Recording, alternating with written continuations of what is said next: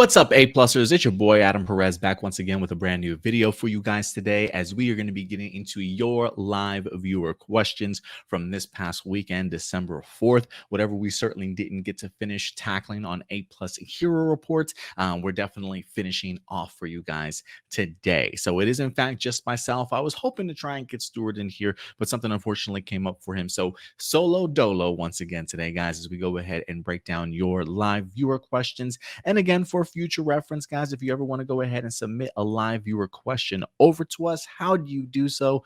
Very simple. Just go ahead and go over to our main page, which is in fact our YouTube page. Go over to the main channel, click on that community tab, and every Wednesday or any day after Wednesday, we may go ahead and drop ourselves a live viewer question post. And feel free to go ahead and submit your questions over once that drops in the middle of the week or after. So let's go ahead and dive back into this, ladies and gentlemen. I'm going to go ahead and do newest first. And I believe we left off with Power Rangers Legacy, if I'm not mistaken. Yes. So let's go ahead and dive in, shall we?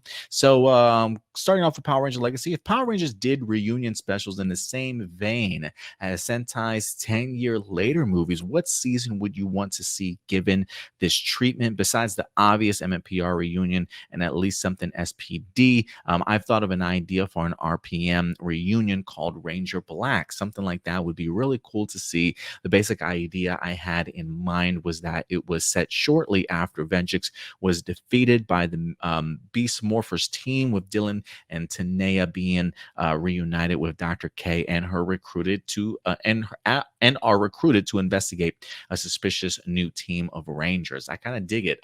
For me, a 10-year later team, probably, I just had it on the tip of my tongue and I just lost it. Ninja Storm. Ninja Storm, maybe for the reasons of Pua's passing. Kind of curious how they would certainly work around that, and how they would certainly address it. It would certainly make for a great tribute, if you will. So probably Ninja Storm I would be open to. I almost feel like 10-year later movies I probably would enjoy more for teams that I didn't necessarily care so much about. And what I mean by that is like seasons that maybe I personally like underappreciate, right? So like Mystic Force, I actually wouldn't mind seeing a 10-year later for Mystic Force or something like that. I think that would be pretty neat. I would actually take a Wild Force as well. I think those would probably be my top three that I would want to see, because I don't want to get into the obvious of Time Force or really great seasons. I think for me, Wild Force would certainly be an interesting one, Ninja Storm, and then definitely Mystic Force. I would love to see something like that. So those would be my three choices for 10 years later. Michael Rhymes, what's up, Rhymes? You know how certain movies are able to crush the box office, either if the critic reviews are positive or mixed? Does this tell you that movies that make tons of money at the box office have to do with who the actors are and the title of the movie? For example, the Power Rangers movie, while us Power Ranger fans really enjoyed it, it bombed at the box office despite having mixed to average reviews by critics and nowadays YouTubers. So basically, movies with big time actors and the title can make or break a movie. Box office equals people who come out to see the movie. Even movies by The Rock, though he had some bad movies, some mediocre movies, they still tend to do very well at the box office despite what critics say. Best example, the Venom movies. Some people love and hate them. They're clearly doing well at the box office since they're already a third film in the works to an end as a trilogy. Does this tell you that movies that make ton of money at the box office have to do with who the actors are and the title of the movies? I don't necessarily know if it has to do with the title of the movies, but I do think who the actors are certainly matter.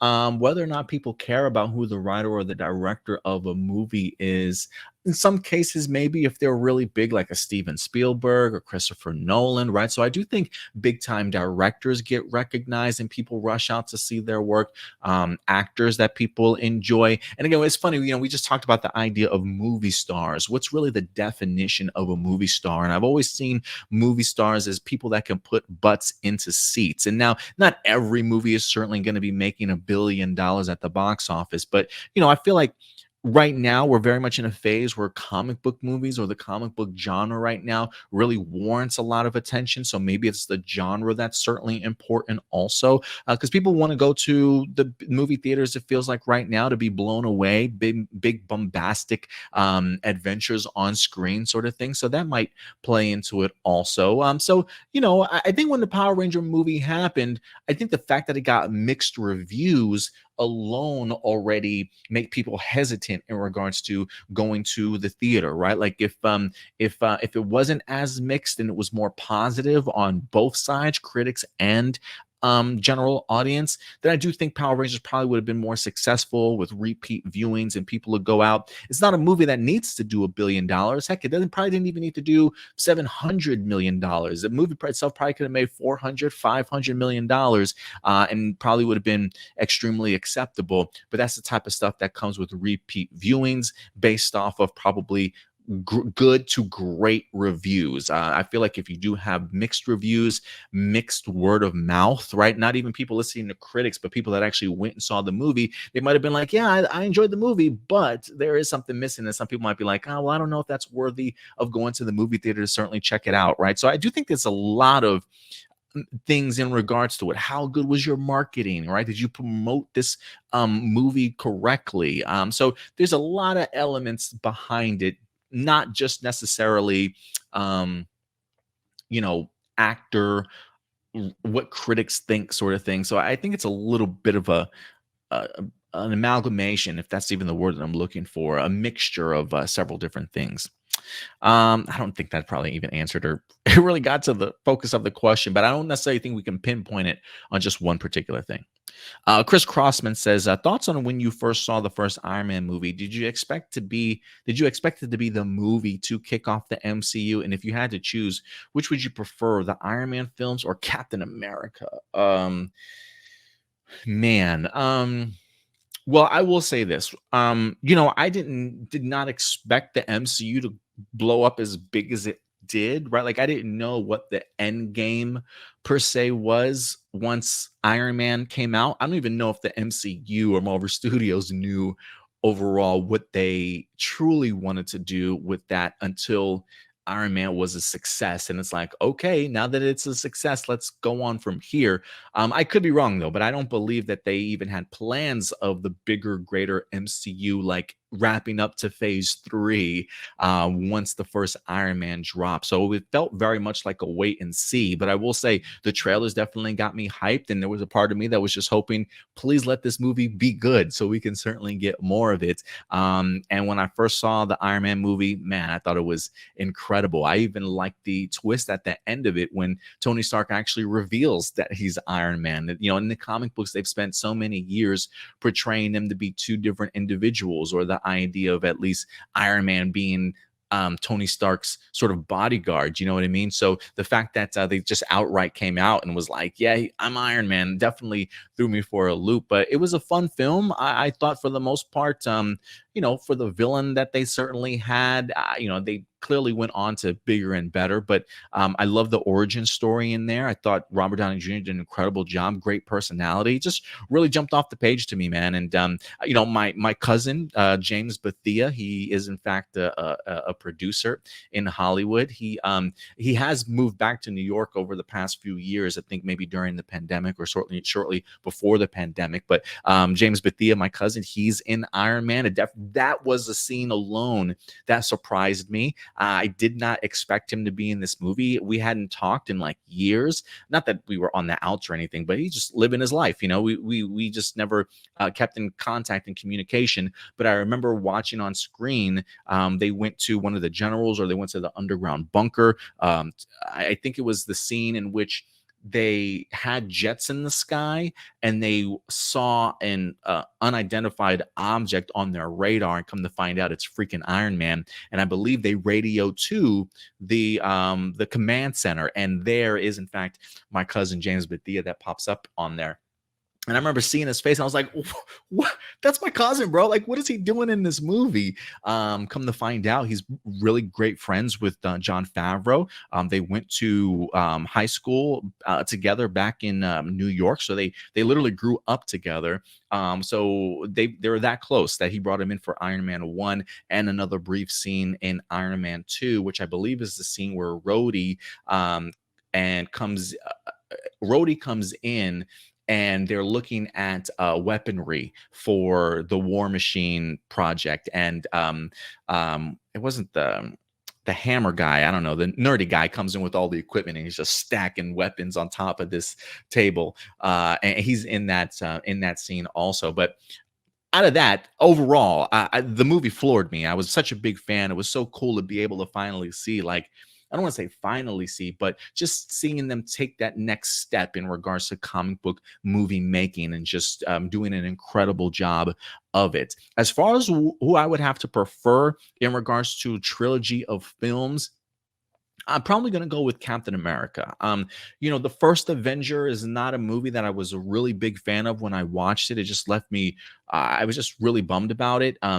The end credit scene, though, really floored me. So I was a really big fan of that. And I loved Captain America, The Winter Soldier is probably still up there as one of my favorite MCU movies. And Civil War wasn't that bad either. It was pretty badass. So you give me those two great Captain America movies to Iron Man's really solid first one, and maybe mediocre second and decent third. I would definitely say Captain America. It definitely has a lot more replay ability for me, but that's just me. I've always been Team Captain America. What team do you guys have, or what films did you prefer? Let me know your thoughts, guys, in the comment section box below. Adam Perea, I don't follow the series, but what do you think of the show Doctor Who already filming its 60th anniversary? There are some videos of people recording the actors' film.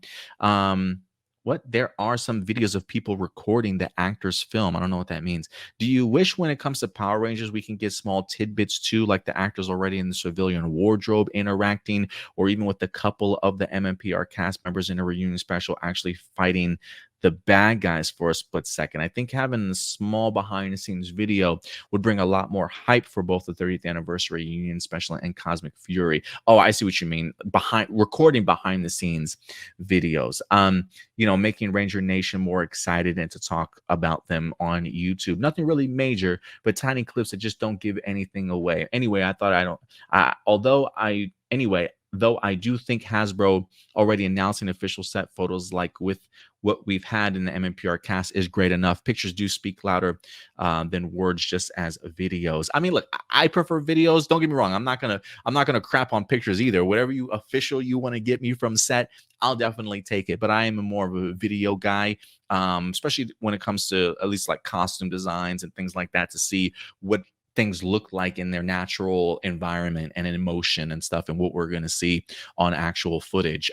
So I do really appreciate videos. And so what it seems to me like you're referring to is more when you say people recording the actor's film, behind the scenes featurettes, I think really go a long way about that. I do think personally it would be really cool if we got something like that for Power Rangers. Just little tidbits, right? Just a little 3-minute clip, 5-minute clip, talking to the actors returning, seeing how the set's being built, see some of their performances, maybe no volume, so you can't see what they're saying, but just seeing them interacting on screen, playing out some scenes and things like that, with maybe some great narration or voiceover about the development of the 30th season.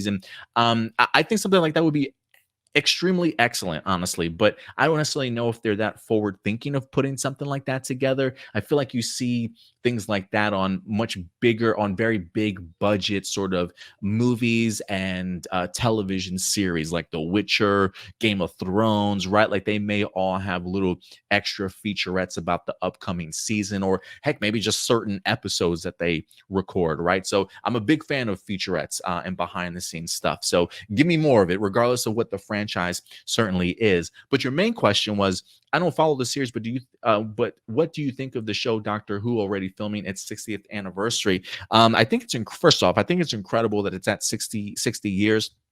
The series itself did take some time off. I can't remember the first run of Doctor Who. I can't remember exactly when it ended, but they went ahead and picked up the show again back in early 2000s, I believe, and brought Christopher Eccleston in as the brand new Doctor. And ever since then, it's been continuous all the way up until this point.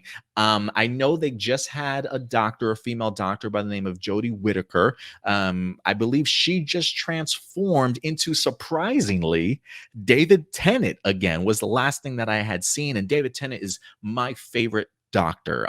So he's my doctor personally. So to see his return yet again definitely fills me with joy, even though I did not watch the episode itself. I've completely missed Jodie Whittaker's like 2 or 3 seasons as the doctor, and that's something I really want to catch up on again a little bit. She kind of does remind me like some personality traits from David Tennant, which I don't mind. I mean, she definitely feels like she's her own. But if you were to ask her, is there any influences that you might have got something from? I don't know if she would say David Tennant, but I get David Tennant vibes from her.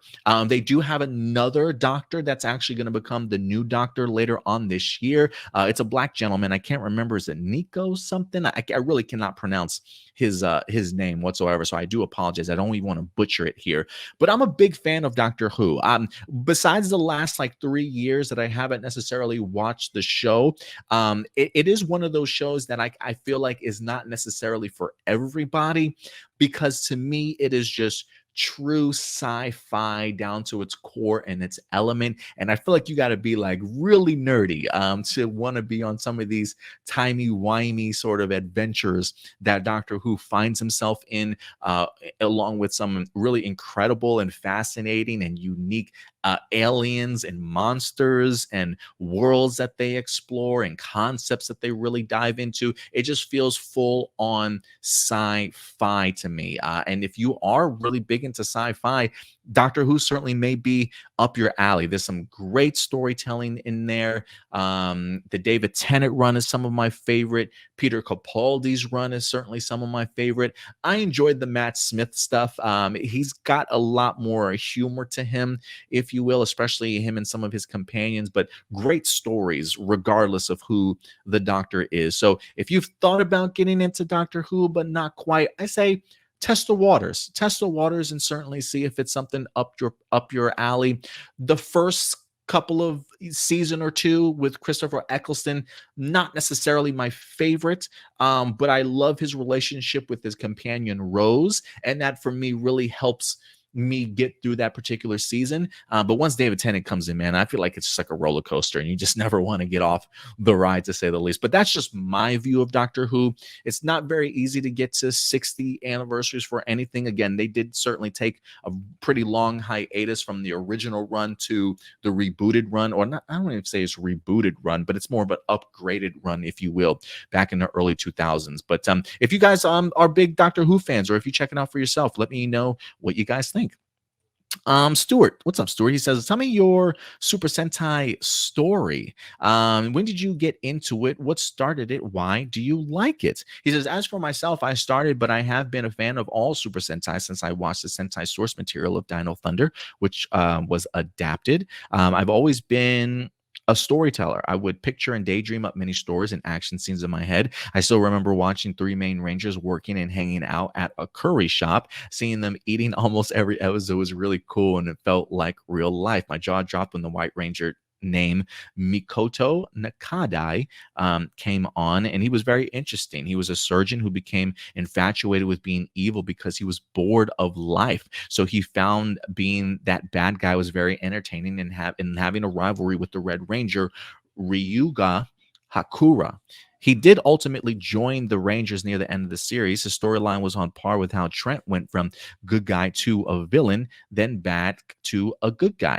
The talking swords talking swords maybe and morpher of the Rangers were ridiculous, but in a cool way. It still amazes me how much different it was compared to Dino Thunder. That it was more of a light-hearted and comedic series that Dino Thunder. I do love how Abba Ranger handled the evil armor, which for us was Zaltrax, giving real connection and closure to the Black Ranger, whose name was Asuka. I still really adore how much Abba Ranger is remembered and enjoyed by Super Sentai fans to this day. Yeah, I've never had the opportunity of checking out the Sentai season Abba Ranger, which eventually became Dino Thunder. But I appreciate you letting me in on some of that information. Might be worthy of definitely checking out. As far as my Super Sentai story, when did I get into it? What started it? Why do you like it? So I was a Power Ranger fan first. I eventually became to realize that, oh, this is Japanese footage that they're using. You mean to tell me that there's a Japanese team out there that we're actually adapting into Power Rangers? I didn't even know it. But even once I did learn about it, I didn't necessarily dive into it. It took me a couple of years before I actually checked it out for myself. But what started it for me was I remember telling my friends, I was like, man, um, Power Rangers is coming back. I can't remember if this was the time that Samurai was getting ready to come back or it had already been on television. It had to be pretty early on because I remember during that time, I used to work at Rena Center. It was my friend, it was me, my friend Jonathan, and our other friend James. And I remember sitting at our desks and stuff. And I had decided to go back and start rewatching Power Rangers again because I heard the announcement that Saban had picked up Power Rangers again and was going to give us Samurai. And Samurai might have already started, but I was in the process of doing a complete Power Ranger rewatch in order to go ahead and catch up to Samurai. And so I'm sitting down talking to my friend Jonathan about Power Rangers, and he's like, man, they've had so many themes over the years. You know what they're missing? You know what they're missing? They're missing pirates. Power Rangers should do pirates. And I kid you not, I remember putting in Google, I was like, yeah, man, they probably should do pirates. I guess they haven't done pirates yet, huh? I remember putting in Power Ranger pirates, and what came up was Gokaiger. And I was like, oh shit, Jonathan. I was like, the Super Sentai, the Japanese Power Rangers, they are doing pirates, like literally right, like that's their upcoming season. Like I think I saw a trailer for it and everything. I was like, oh shit, we loved the trailer, and the suits were incredible, the swords, the Gokaiger galleon, the ship. I mean, everything that Jonathan had asked for in Power Ranger Pirates, that's what we saw in the trailer for the Super Sentai Gokaiger, and that hooked me. I said, bro, I gotta watch this season. And that was my first season of Super Sentai ever, was Gokaiger, because the theme of pirates was just so incredibly badass. And then I dive in and I get so many incredible badass characters, Joe, Luca, Captain Marvelous. I mean, the list goes on and on, man. I was just so thrown back by it. And since then, and realizing just how mature, how differently they approached Power Rangers, and ever since then, bro, I've just never looked back. I don't want to say it tainted my vision of Power Rangers, but it's like, man, to see the difference between what an actual Super Sentai series is like compared to Power Rangers adaptations, it's almost like night and day, bro, night and day. And I just became such a big fan of Super Sentai after that. And I'm like, this is probably more my style, if anything, in regards to really appreciating deep storytelling and the leaps and bounds that they certainly take in there. And over the years, Sentai has definitely softened up a little bit. Probably nowhere near the level of Power Rangers as of yet, but Power Rangers is getting up there now. I mean, I feel like Simon Bennett and them are really approaching some of this content, and just really some great compelling storytelling, if you ask me, so far from Simon Bennett and the team. So it's been a nice change of pace, to say the least. But that's my story. That's how I fell in love with Super Sentai. I was introduced through Gokaiger. I haven't watched all of the past Sentai stuff, but I have kept up for the most part. Well, I haven't seen everything since Gokaiger. I didn't finish Zoologer. I didn't see Q Ranger either. And I think those might be the only two seasons I have not completed. And then prior to Gokaiger, I've only fully watched Dire Ranger, which was pretty enjoyable, and incompleted on Decker Ranger. So I definitely have some um, more traveling to do in regards to the Super Sentai series. Adrian Peterson says, out of all the Power Ranger news that you've covered on A Plus More Phenomenal and Hero Report, pick 3 news announcements that you remember were really interesting and actually had a big payoff. You may also choose any MCU or news movie. With Power Rangers, 3 announcements. Probably the reveal of Rio Soldier as one of the seasons of Power Rangers. I remember that kind of blew me away. I was so disappointed at first because I'm not a fan of Real Soldier of the series itself. I was like, dinosaurs again. But then I had a chance to sit with it a minute and just think to myself, well, if Power Rangers is going to adapt this stuff, they're going to adapt the best parts of it, and that is the suits and the action. And they have been knocking that out of the park ever since then. So I remember that announcement. The Hasbro split announcement that we had gotten that just threw the fans into a tizzy. I think that was pretty impactful. And outside of that, maybe the return of the MMPR cast, or maybe even the news of JDF. I mean, not a big payoff in regards to that, unfortunately, but I feel like those are some pretty monumental movements. Well, I should probably also say maybe not even maybe not. I don't even want to put JDF in there, but probably the announcement of the Hasbro split and doing a new Power Ranger universe, and then maybe the return of the MMPR cast. I think those are some pretty big announcements, honestly. Blossom, remember Forever Red? What was the best part from it? The Red Rangers returning was awesome, and got to admit, the way Tommy was looking, holy macaroni. I really enjoyed the command center room of having all the Rangers sitting around table and discussing what the plan is. I thought it was so cool to have Cole just literally thrusted into the middle of a plan that was already happening, and he's just sort of a part of it. Like, it's, for me, just really connected not only all the seasons, but I think really allowed them to show just how connected everybody was on a personal level, that they can just reach out to somebody and ask for the help if they needed to. And aside from even the amazing action and just all on like original choreography, which was just some of the coolest shit I've ever seen. I can't remember if they were in a warehouse fighting or something like that, but I saw one of the Red Rangers literally jump onto his back, right? Like he was standing up fighting. He dodged an attack by throwing his body back onto a surface. Like he caught himself into like a kick up position, and then he kicked himself back up onto his feet. It was the sickest thing I had seen at the time. But just choreography in general, Forever Red was hella impressive and blew me away. So those are 2, and then literally the last scene where we just see the Rangers walking away in the sunset after their mission, just joking around with them. It was just such a wholesome sequence, and just really showed how much of a family the Power Rangers were through all of that. So those are some of my favorite parts of the entire Forever Red. Morgan, with CW Stargirl and the Flash series coming to a close next year, what do you want to see pay off in both seasons? And what do you think when both series got announced? Did you ever expect Grant Gustin to guest star in 2 episodes of The Arrow, setting up the Flash series? Mine's are Tom Hanks' Big, 16 Candles, and The Breakfast Club. What were some of your favorite there's a lot of questions in regards to this, Morgan. So either one question is all we need. There's a lot of questions here. So I will answer this one first. If you want to ask the second one next week, feel free to, but that's just questions all over the place. With Stargirl and the Flash series coming to a close, what do you want to see pay off in both seasons, and what did you think when both series got announced? Well, once they introduced Grant, I can't remember if they had already made plans to if they had already announced the idea of a Flash series, and this was how we were going to be introduced to him. I can't quite remember, but I thought the 2-parter was great. It was a great introduction to him.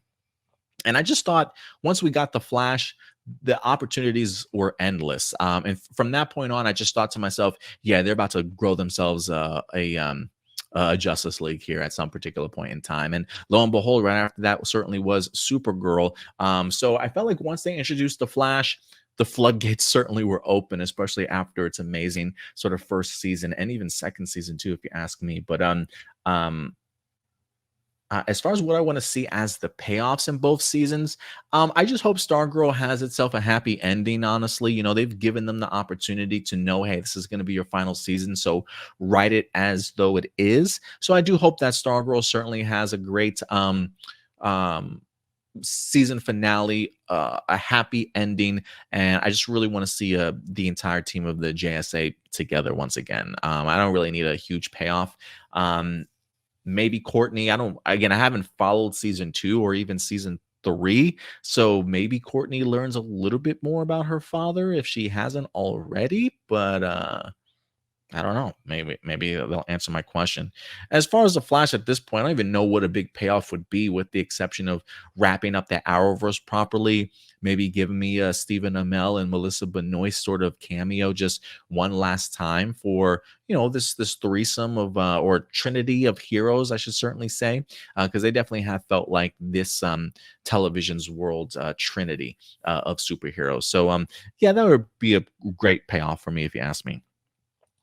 What do you think of the Disney live action movie adaptation of the novel Holes? What were some of your favorite moments, and have you read the book growing up? You say Holes is still a great movie 19 years later, and my God, it's still fantastic and just as good as I remember as a kid. Honestly, such a solid movie from Disney that seemed to be out of the normal bubble. Several people die, some violence, and other things. Also caught a joke or two I didn't get as a kid that was pretty nice to see. I still remember reading the book in school, and it was one of the few books I still memorized as a kid, and I love that movie. Took a lot of faithful inspiration from the book. If you enjoyed the movie when you were younger, I highly suggest you rewatch it on Disney. It was thoroughly enjoyable. I may go ahead and rewatch it. It's been years since I've seen Holes. That's the Shia LaBeouf movie, right? If I'm not mistaken, that he was in. I'm sorry to say this, Carter, but I barely remember that movie. Not because of the fact that I didn't enjoy it. I remember enjoying it and being surprised that I enjoyed it. I had only watched it once, and it was so many years ago. It may be a movie that I certainly need to check out. You say Holes is still a great movie 19 years later. Like, the fact that that movie was 19 years ago blows my mind. It feels like that, like, no, that's like a 10-year-old movie. There's no way that that movie's almost 20 years old. And I learned something new today. I didn't even know it was a book.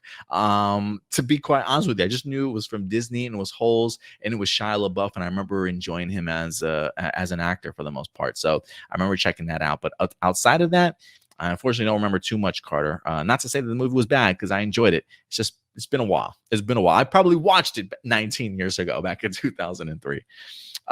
Let's see here. Kurt Moreno, what do you think of Brie Larson's new Captain Marvel suit, and what are your thoughts on the new look trailer at Across the Spider-Verse? How excited are you for part 1 of the sequel, and what do you hope to see and not see when the first part comes out? You got like 3 questions in here, guys. Just one question. Let's just keep our focus. We got weeks where you can continue to pop in new questions, or just think of one really good one that you have, because I can't answer. I got to get to other people's questions. So if anything, I may just pick and choose 1 or 2 of them, sort of thing, but I can't when it comes to 3 unless they're connected in some way. These are like 3 separate different questions.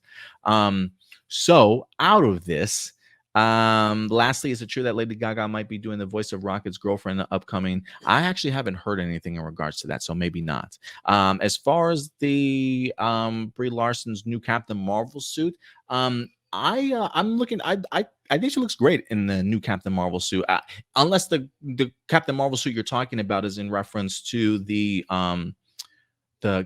Miss Marvel series, where she pops up. She's got the great hairstyle, the shorter sleeves with the bracelet. I actually think it's a even better look for her than what I saw her in the Captain Marvel movie. I'm still a big fan of her look in Endgame with the sort of the buzz cut and the shortened hair. Such a badass in that particular costume. But I think Brie Larson continues to evolve her character and herself, and a new Captain Marvel suit just certainly goes along with it. But looks great to me, if you ask me. Kenny, what's up, Kenny?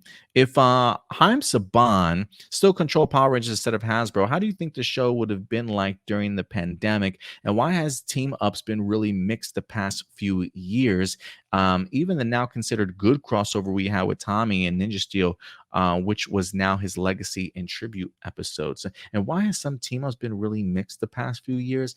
Well, it's probably been mixed the past few years because of the fact that Saban controlled most of it up until Super Ninja Steel. I feel like the for the most part, after and again, the Ninja Steel one wasn't bad. I certainly enjoyed it. I enjoyed the Beast Morphers crossover much better, and I feel like they've been getting better since Ninja Steel, honestly. And we'll definitely have to see what it's going to be like for Dino Fury here, because we're going to have the MMPR stuff, and if I'm not mistaken, I do believe we've got David Yost coming into Cosmic Fury. So we definitely have that to certainly look forward to also. But if Saban still controlled Hasbro, Power Rangers instead of Hasbro, how would it have been like during the pandemic? Honestly, I don't even know if we would have had a show. I don't know if he would have had that mentality to keep pushing forward or if he would have put Power Rangers on hiatus for a little bit. I always viewed at least Saban's second run for Power Rangers as just a money grab. Like, let's just do things as simplistic as we possibly can when it comes to adapting, telling just bare minimum crappy stories. And I just don't know if the pandemic hit, if he would have had that mindset and that notion to continue to film no matter what the costs, or had that effort to make any sort of changes to the product. So I don't know. I think Power Rangers still would have floundered, maybe even worse than we've probably ever seen it. So yeah, I just didn't put a lot of trust and faith in Saban after just seeing how much of a copy and paste Samurai was. And then just the very mediocre story and dropping of the ball of the legendary Fail, and some terrible acting performances from Megaforce and Super Megaforce. So after that, I just really just did not have any faith in that man in regards to it. So I'm kind of glad that somebody else came along and purchased it and has been showing more effort and love towards the franchise. And that's all I can really ask for. And then last but not least, the most talented man in the world. He says, this was one of your main topics on Hero Report about Stephen Amell possibly interested in reprising his role as Oliver Queen. I think this would make perfect sense since he is the man who started the Arrowverse, and it would be such a great moment for him to help send one last final send off to the fans and for Grant Gustin as well. We know the Spectre can't change form, so we could see Oliver recreate an illusion of his body unless he was able to do that during the crisis, unless he was only able to do that during Crisis on Infinite Earths crossover we had, since that was when he was still partially human until he was killed for a second time. My question is, if Stephen Amell were to do a surprise return, do you think it would be very epic or at least very heartwarming? The final season is still filming, so it is possible for Stephen to make an appearance. I'm not sure where Stephen did an interview about being interested in returning, but it does sound really cool since this was discussed currently. I can't necessarily remember where. So the article we read was Comic Book Resources. I can't remember who their source was that did the interview, but it gave a quote from Stephen Amell. And I do remember us highlighting an article years ago, or maybe sometime last year, or whenever the CW was really struggling with the pandemic. Stephen Amell had come out and mentioned the idea that, hey, if you guys ever need my assistance, if you need me to help carry any of these shows, or if you need me to pop up as a cameo, because maybe somebody doesn't want to be on set due to COVID, sort of thing. Like, if you have to make changes, if you absolutely need something and you need me back, please let me know. So I feel like over the past year or two, he's definitely made his intentions known that he's at least open to it. Whether or not that's something that the showrunner for The Flash certainly wants, whether that's in his storyline or not. Heck, it may even be up to like CW's new management. Do they want to pay Stephen Amell that type of money to certainly return? I don't know what he's asking for, but it's definitely a lot of people's decisions and not necessarily just Stephen Amell. So this certainly could fall flat. The idea of Stephen Amell wanting to return doesn't mean he absolutely will be. But if you ask me as a fan and as somebody, if anything, wrestling, I would hope that those running the CW would understand at least what that would certainly mean, not only to the fans, but just to the Arrowverse in regards to putting proper closure on it, right? Like you do ask, will it at least be very epic or at least very heartwarming? I would almost rather it be heartwarming than anything. I don't necessarily even know if I need Stephen Amell as Arrow to show up, even if he's just Oliver Queen, to have one last conversation or words with Barry Allen once again. That will complete me and complete some great closure, honestly, in regards to that. Maybe just the idea of Oliver being proud of Grant Gustin and how far he's certainly come as the Flash when it comes to Barry Allen. Just something sentimental like that. Give me something heartwarming. He doesn't have to be shooting anybody in the with an arrow. He just got to be telling people you failed this city. Just something, a heartwarming return would be great, even if he is dead and as the Spectre, whether he comes back in a certain form, a dream sequence to have a conversation in the Speed Force with Barry having a conversation, wherever the case may be. I do think it's more than plausible to certainly bring him back. And I hope it happens, man. I hope it happens. We'll definitely have to see. I do believe that the show is still certainly filming. It is set to go ahead and come back this January. So we're really not that far away, if I'm not mistaken, for the return of the Flash final season. So I'm keeping my fingers crossed. I'm not expecting it. But there was something in the CBR interview. Um, he seemed open and talking about the idea of, I would like to return, but the idea that he almost had to clarify, like, just so you guys know, like, nobody's called me. The fact that he had to clarify that, I didn't think was necessary. So the fact that he does clarify that makes me think somebody called you, like somebody reached out to you already, even though you're trying to hide it like nobody did. But again, I could be wrong, but just, never say never. Anything is certainly possible. And a return of Stephen Amell would be fantastic. So let's keep our expectations low, but I do think it would be something that would be incredible to certainly see. But that will certainly do it, guys, for all of our live viewer questions today. So thank you very much, everybody, for certainly participating with us. And again, if you ever want to submit a live viewer question every Wednesday or after Wednesday on our community tab, we will go ahead and post a brand new post for you guys to post your live viewer questions. Go over to our main YouTube page, click on the community tab, and you can go ahead and submit it over anytime. But other than that, guys, that's going to wrap it up for me here. We got some great content certainly headed your way this week, so certainly look out for that. But until then, do me a big favor, as always, guys, take care of yourselves, take care of each other, and keep it A+. I'll talk to you guys later. Bye.